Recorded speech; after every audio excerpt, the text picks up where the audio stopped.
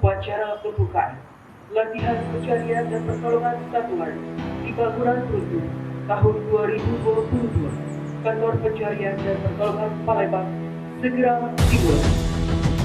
Komandan upacara memasuki lapangan upacara.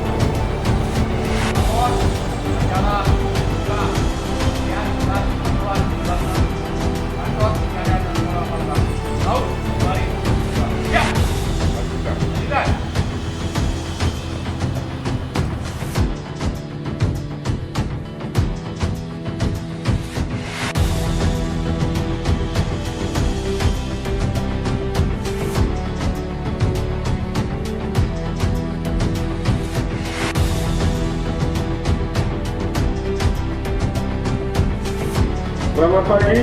Mari, luar biasa. Palembang.